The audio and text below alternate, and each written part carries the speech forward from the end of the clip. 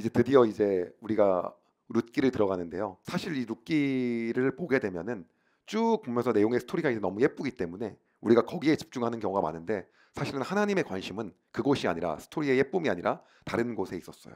그게 어떤 거냐면, 룻기라는 것 자체가 사사 시대라는 걸 꼭 기억해야 돼요. 그러니까 사사 시대는 어떤 시대냐면 계속해서 하나님 앞에 죄를 짓습니다. 그래서 하나님이 사사를 통하여 구원하시고 나면 평화가 찾아와요. 근데 평화가 찾아오면 또 죄를 지어요. 그리고 죄를 지으면 이들이 하나님이 이방 민족을 통하여서 압제 가운데 집어넣습니다. 그래서 그 안에서 견디지 못하는 괴로움을 시달릴 때 하나님 살려주십시오라고 무릎 꿇고 회개하고 하나님 앞에 나아가면 하나님이 그들을 살리시고 보호하셔서 다시 한번 사사를 통하여 이들을 구원하십니다. 그리고 나서 다시 평화가 찾아오면 죄를 짓고, 이것이 12사사가 있는 동안에 끊임없이 반복되는 것들을 우리가 보았어요. 그리고 그것뿐만이 아니었어요. 어떤 거냐면 율법이 완전히 다 붕괴돼 버린 거예요. 다시 말하면 율법이라고 하면 내가 조금 듣기에 거북하신 분들을 위해서 조금 더 바꿔 말하면 언약이 완전히 깨어져 버린 거예요. 분명히 하나님과 시내산에서 언약을 체결하고, 그것도 모자라서 모세가 죽기 전에 모압 평지에서 한 번 더 언약을 갱신하면서 이렇게 하라고 얘기해요. 그것도 모자라서 시대가 더 지난 다음에 여호수아도 마지막에 세겜 땅에서 한 번 더 언약을 갱신하면서 진짜로 이렇게 하기로 약속을 하는데 그것이 전부 다 무너져 버리죠. 그렇기 때문에 무너져 버리기 때문에 어떻게 됩니까? 베냐민 지파가 600명만 남고 다 죽어 버립니다. 그뿐 아니라 마지막에 단지파하고 미가의 사건을 보게 되면 이거는 도대체 하나님이 계신지 안 계신지 알 수가 없는, 이방 종교인지 이것이 하나님 야훼의 종교인지 알 수가 없는 그러한 상황까지 알게 되는 게 사사기 마지막까지 오는 그러한 과정이었습니다. 근데 그 과정에서 왜 갑자기 뜬금없이 룻기가 나오냐면, 그때 어디를 조명하는 거냐면 베들레헴의 한 지역을 조명합니다. 이 한 군데를 조명하면서 이렇게 망해가고 끝나고 답이 없는 걸로 사사기가 끝나잖아요.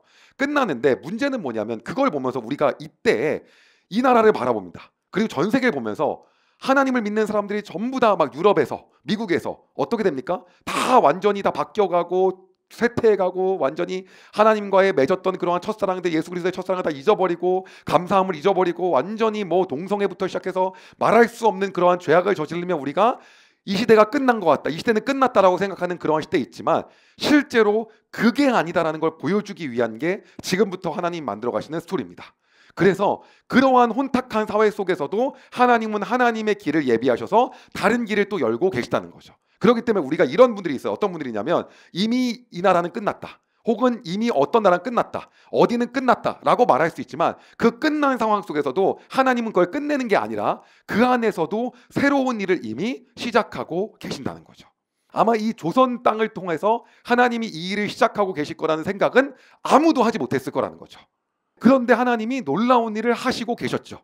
그런 것처럼 만약에 이 시대가 그렇다라고 한다면 전 세계 열방이 어떠한 곳일지 몰라도 어디선가에서 하나님이 하나님의 일을 계획하고 계시다는 걸 하나님이 보여주고 계시는 겁니다. 이 룻기를 통해서. 그래서 우리가 거기에 조명해서 이제 이 룻기를 보면 될 것 같습니다. 자, 핵심은 여기서 뭐라고 얘기하냐면 이렇게 이야기하고 있습니다. 어디냐면 유다 땅 베들레헴이라고 나와요.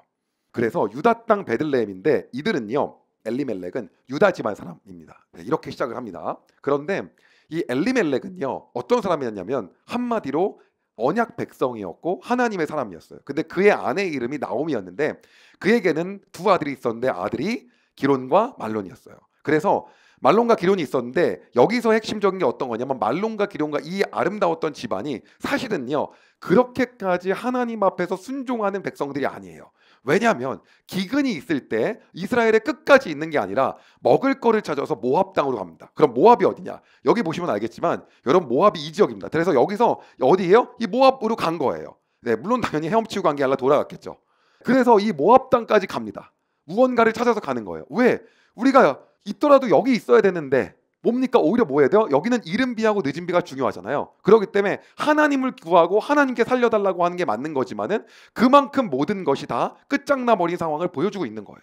그런데 그 상황에서 말론과 기론의 뜻을 살펴보면요, 히브리어로요, 뜻조차도 굉장히 듣기 민망한 뜻입니다. 먼저 말론은요, 약골 혹은 병학한 사람이고요, 기론은요, 허약한 사람이라는 뜻이었어요.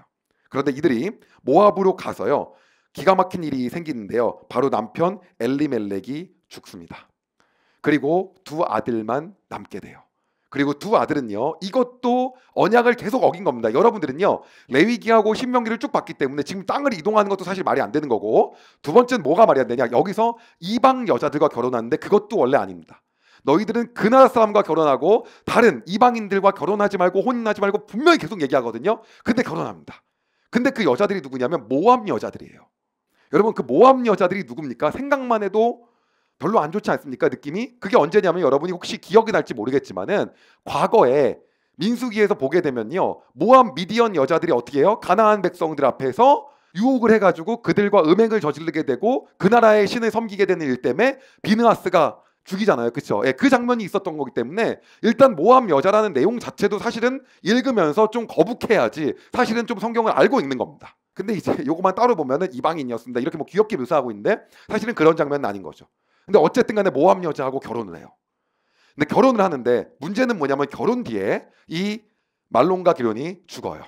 그래서 물론 성서학자들마다 이방인과 결혼했고 이미 이들의 태도가 하나님과 멀리 떨어졌고 이런 것들 때문에 하나님이 징계했다, 이런 사람들도 있지만 어쨌든 그 해석을 하지 않더라도 남은 거는 나오미하고 두 며느리만 남습니다.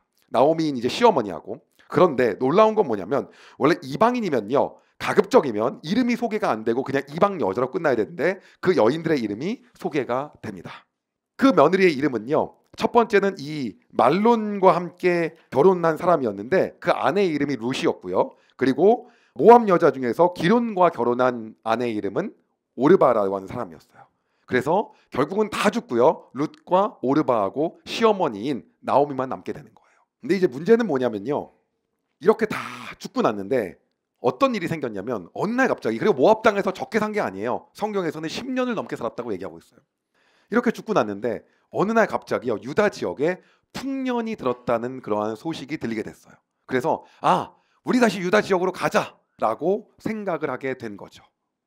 유다 지역으로 다시 들어가게 되었는데 이 안에서 이제 문제가 생겼습니다. 어떤 게 있냐면요, 며느리가 어머니랑 같이 가려고 하는 거예요. 그런데 당시의 시대상을 보게 되면요, 어떠한 문제가 있었냐면 사실은요, 같이 가기가 쉬운 부분이 아닌 거예요. 왜냐하면 이방 여자가 살기가 이스라엘 땅에서 쉽지가 않아요.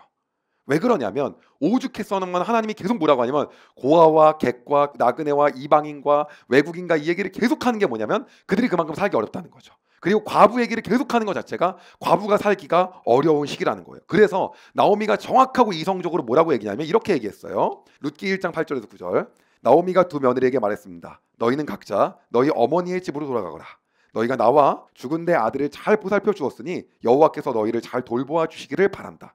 또 여호와께서 너희에게 새 남편과 새 가정을 주시기를 바란다. 이 말을 한 뒤에 나오미가 작별을 하기 위해 며느리에게 입을 맞추자 두 며느리가 큰 소리로 울었습니다.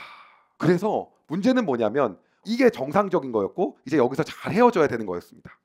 여러분이 꼭 기억하셔야 될 게 어떤 거냐면요, 여기에서 이들이 만약에 떠나지 않는다고 한다면 나오미에게는 책임감이 있었어요. 그게 뭐냐면 아들을 한 명 더 낳아야 됩니다. 그리고 그 아들을 통해서 이 며느리들을 책임지게 해야 돼요. 자, 어떠한 그 이스라엘의 문화가 있었냐면 여러분 기억하시겠지만은 레위기에서 보셔가지고 만약에 형제가 있었는데 형제의 남편이 죽게 되면 그 가문을 유지하기 위해서 동생이든 형이든 그 아내를 취해서 종족을 보존하고 자식을 낳게 되면 그 자식이 동생 집안의 자식이고 그렇게 자손이 끊어지지 않게끔 하나님이 제도를 마련해 놓으셨어요. 그래서 대표적인 게 뭐냐면 여러분, 우리가 잠자면서 듣는 창세기 풀버전에서 제가 얘기했었던 바로 유다의 아들들 사건이었어요. 넷째 이스라엘의 아들 야곱의 아들 넷째 유다는요, 아내가 있었는데 그 아내에게는 3명의 아들이 있었거든요. 근데 3명의 아들이 누구였냐면 엘과 오난이었어요. 그리고 셋째가 셀라였는데 이 엘의 아내가 죽죠. 그러자 어떻게 합니까? 오난이 엘의 아내와 책임지고 가야 되는데 그러기 싫은 거예요. 그래서 하나님이 어떻게 합니까? 오난도 죽입니다. 그리고 이제 셋째까지 다 죽을까 봐 유다가 어떻게 하냐면 며느리인 다말한테 딴 데 좀 가 있으라 그러죠. 청하에 가 있으라고, 부르겠다고. 근데 부를 생각이 전혀 없죠. 전혀 없어서 결국 어떻게 됐습니까? 나중에 창녀 행세를 하고 나서 유다하고 하룻밤을 자고 아이를 낳게 됐잖아요. 그러면서 왜 약속을 안 지켜주셨습니까? 너가 다말이었냐? 미안하다. 뭐 그러한 장면이 창세기에 나오잖아요. 그것처럼 당시에 이렇게 하는 것이 어찌 보면 당연한 거고, 그리고 이렇게 나오미가 말한 대로 진행하는 게 맞는 과정이었어요. 그렇기 때문에 나오미가 성경에서 어떤 얘기를 하냐면 이런 얘기를 합니다. 내가 만약에 다른 남편을 맞아들여 자식을 낳는다고 해도 너희들이 너무 오래 기다려야 된다.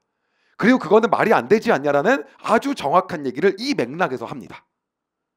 그리고 나서 이제 가라고 얘기하니까 둘째 며느리인 오르바는요, 알겠습니다 그러고 모압 땅으로 떠납니다. 그리고 그곳에서 자기는 살겠다라고 하면서 가요. 그런데 그때 룻은요, 너도 이제 가라고 했더니 첫째 며느리 룻이 역사에 남을 만한 말을 합니다. 그게 룻기 1장 16절에서 17절입니다. 그러자 룻이 말했습니다. 저더러 어머니를 떠나라고 하거나 어머니의 뒤를 따르지 말라고 하지 마십시오. 저는 어머니가 가시는 곳에 따라가고 어머니가 사시는 곳에 살겠습니다. 어머니의 백성이 제 백성이고 어머니의 하나님이 제 하나님이십니다. 어머니가 돌아가시는 곳에서 저도 죽어 거기에 묻히겠습니다. 만약 제가 이 맹세를 지키지 않는다면 여호와께서 제게 무서운 벌을 내리셔도 좋습니다. 오직 죽음만이 우리를 갈라놓을 수 있을 것입니다. 그리고 룻은 따라가게 됩니다. 그리고 따라가서 말도 안 되는 삶을 결정해요. 과부로서, 이방 여자로서. 거기에서 가면 재물도 없습니다. 무언가 있는 것도 아니고 다 거지가 돼서 왔기 때문에 그냥 소위 말한 그러한 신세로 가는 겁니다. 그러한 시어머니를 따라가게 됩니다. 그러자 거기에 모인 사람들이 나오미가 왔다, 나오미가 왔다. 나오미라고 하자 나오미의 뜻이 원래 기쁨이라는 뜻이거든요. 그러니까 나오미가 뭐라고 하냐면 더 이상 내 이름을 기쁨이라고 부르지 마라. 나오미라고 하지 마라. 내 이름을 지금부터는 슬픔 그리고 괴로움 쓰다라는 표현인 마라라고 부르라 그래요. 그리고 그때 그들의 삶의 모습을 정확하게 성경은 표현하고 있습니다. 중요한 건 뭐냐면 이러한 상황에서 모든 것이 최악이에요. 자, 어떤 것이 최악이었습니까? 엘리멜렉이 하나님의 음성을 듣고 모압 지방으로 갔다라는 말이 성경에는 없습니다. 그리고 기본적인 율법과 언약적으로 이방 땅으로 그렇게 옮겨가는 것도 당시에 하나님께서 그들과 맺은 언약의 내용들이 아닙니다. 일단 거기서 무언가가 잘못됐습니다. 두 번째는요, 거기서 이방 여자들과 결혼한 것도 사실은 율법에서는 이야기하지 않았던 내용입니다. 그리고 더 최악인 것은 어떤 거냐면 그 상황에서 그들에게 자녀가 있는 상황이 성경에서는 얘기하지 않아요. 그리고 그들 모두 다 죽습니다. 남은 거는요, 이스라엘에서도 카운팅을 하지 않는 여자인, 물론 나오미는 이스라엘 사람이죠. 히브리 사람이에요. 나오미하고요. 그리고 이제 이방 여자 룻 둘이서 어디로 간 겁니까? 유다 지역으로 다시 간 겁니다. 다시 말하면 이 상황은 그냥 절망과 절대적인 극빈 그리고 힘듦의 그냥 끝입니다. 그리고 이 상황에서 놀라운 거는 하나님이 놀라운 일을 행하기 시작합니다. 하나님을 믿는 것은요, 어떻게 우리가 규정할 수 있냐면 보이지 않아도 믿음으로 걸어가는 겁니다. 여러분, 이방 여자가 어떻게 고백하냐면 어머니의 백성이 제 백성이고 어머니의 하나님이 제 하나님이라고 합니다. 이것이 당시에 이스라엘 민족도 하지 못한 고백이에요. 그러니까 바알을 섬기고 아스타롯을 섬겼던 게 사사시대의 모습이에요. 근데 이거를 누가 얘기하냐면 이방 여자가 고백하는 거예요. 하나님은요, 하나님의 일을 누구를 통해서 하시냐면요, 어떠한 신분과 계급을 보고 하는 것이 아니라 하나님을 향한 순종하는 마음을 보고 하신다라고 하는 겁니다. 이제 하나님께서 그 다음 놀라운 일을 어떻게 행하시는지 우리가 다음 편을 통해서 계속 이어가도록 하겠습니다. 제가 기도하겠습니다. 하나님, 우리가 보이지 않아도 하나님을 바라보는 믿음의 눈으로 걸어가길 소망합니다. 하나님을 믿는 것은 우리의 상황과 보이는 환경과 우리의 모든 가지고 있는 그러한 자산과 재물과 물질과 넉넉함과 풍요로움을 보는 것이 아니라 보이지 않음에도 불구하고 하나님 말씀하셨기에 가는 것임을 신뢰하고 오늘도 따라가기를 소망합니다. 하나님, 오늘도 우리가 그 삶을 살 수 있도록 인도하여 주시옵소서. 나오미는 지금의 모든 상황을 기쁨이 아니라 슬픔이고 괴로움이고 쓰다라고 표현하였지만 하나님, 우리는 그러한 상황 속에서도 역사하실 하나님을 기대하게 하여 주시옵소서. 그렇게 인도하실 하나님을 오늘도 바라보며 예수 그리스도의 이름으로 기도드립니다. 아멘. 여러분, 은혜 많이 받으셨나요? 이 영상을 통해 더 많은 사람들에게 하나님의 은혜를 공유하길 원하신다면 여러분의 구독과 좋아요가 꼭 필요합니다. 오늘도 여러분의 삶에 하나님의 은혜가 가득하길 진심으로 소망합니다.